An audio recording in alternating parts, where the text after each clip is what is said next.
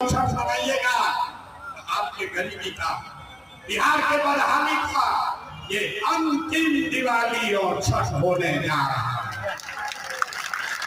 ये अंतिम दिवाली और छठ होगा आपके गरीबी का। क्यों? ये समझ जाइए, क्योंकि छठ के बाद जब ये जनता के राज बनी, तो एक 3 गो संकल्प बा।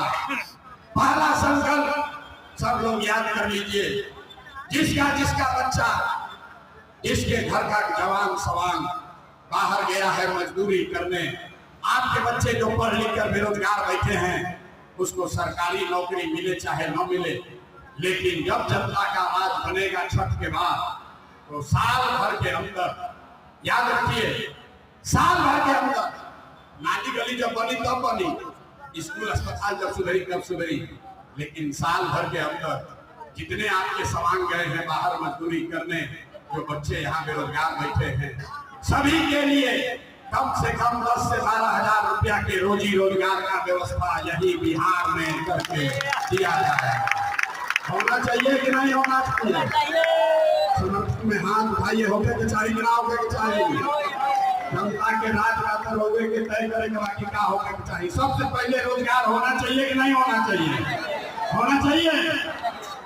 दूसरा संकल्प, जिसका उम्र 60 वर्ष का हो गया, जिस महिला पुरुष का, जिसके घर में भी कोई आदमी 60 वर्ष से ज्यादा रह रहा है, नीतीश कुमार अभी उसको भीख के तरफ 400 रुपया का पेंशन दे रहा है। तो जब जनता का राज बनेगा, तो छठ के 1 महीना के बाद, याद रखिए, छठ के 1 महीना के बाद से 60 वर्ष से ज्यादा उम्र के हर महिला पुरुष को कम से कम 2000 रुपया महीना का पेंशन जरूर कर दिया जाए।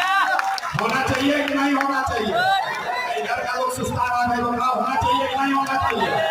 होना चाहिए।